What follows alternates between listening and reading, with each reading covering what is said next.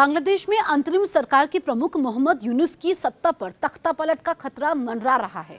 बांग्लादेश के सेना प्रमुख वाकर उज जमान यूनुस को सत्ता से हटाने के लिए हर संभव विकल्प तलाश रहे हैं। वहीं यूनुस ने दावा किया है कि बांग्लादेश के अंदर और बाहर युद्ध जैसे हालात बन गए हैं। ये जानकारी शीर्ष खुफिया सूत्रों ने CNN न्यूज 18 को दी है। सेना ने उच्च स्तरीय बैठकों में हिस्सा लेकर अपनी मंशा जाहिर कर दी है। मीडिया बयानों से भी ये स्पष्ट हो रहा है। सूत्रों के मुताबिक सेना प्रमुख जून तक चुनावों का इंतजार करने के पक्ष में नहीं है और वो यूनुस की अंतरिम सरकार को चुनौती देने के लिए संविधान का सहारा लेने समेत विभिन्न रास्तों पर विचार कर रहे हैं।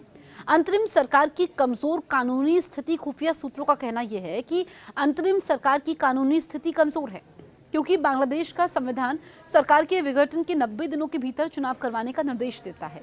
सूत्रों के अनुसार सेना प्रमुख जमान शेख हसीना और खालिदा जिया की पार्टियों को एकजुट कर चुनाव लड़ने की योजना बना रहे हैं।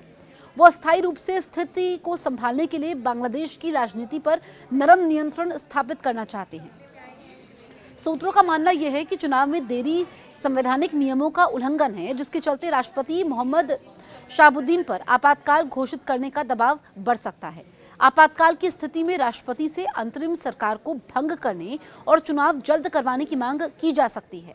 बांग्लादेश के संविधान का अनुच्छेद 58 राष्ट्रपति को आपातकालीन शक्तियां ग्रहण करने का अधिकार देता है अगर संवैधानिक लोकतंत्र विफल हो जाता है। सेना कथित तौर पर शहाबुद्दीन पर इस धारा को लागू कर यूनुस के अधिकार को कम करने का दबाव बना रही है। शीर्ष खुफिया सूत्रों के अनुसार 2007 में सेना समर्थित कार्यवाहक सरकार ने सत्ता हासिल करने के लिए संवैधानिक अस्पष्टताओं का इसी तरह फायदा उठाया था। जनरल जमान सेना की एकता बनाए रखने और राष्ट्रीय संप्रभुता की रक्षा पर ध्यान दे रहे हैं।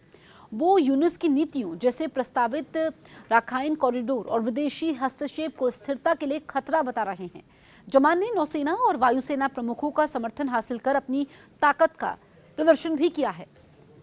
यूनुस बांग्लादेश के अंतरिम मुख्य सलाहकार मोहम्मद यूनुस ने रविवार को कहा कि जब से अंतरिम सरकार ने पूर्व पीएम शेख हसीना की पार्टी अवामी लीग पर प्रतिबंध लगाया है, तब से देश के अंदर और बाहर युद्ध जैसे हालात पैदा हो चुके हैं।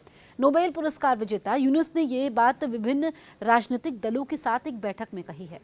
बांग्लादेशी अखबार द डेली स्टार के अनुसार यूनुस ने राज्य अतिथि गृह जमुना में 2 अलग अलग सत्रों में 20 राजनीतिक दलों और संगठनों के नेताओं से मुलाकात की। यूनुस ने कहा, देश के अंदर और बाहर युद्ध जैसी स्थिति बन गई है, जिसके कारण हम आगे नहीं बढ़ पा रहे हैं। सब कुछ नष्ट हो चुका है। हम फिर से गुलामी की ओर धकेल दिए गए हैं।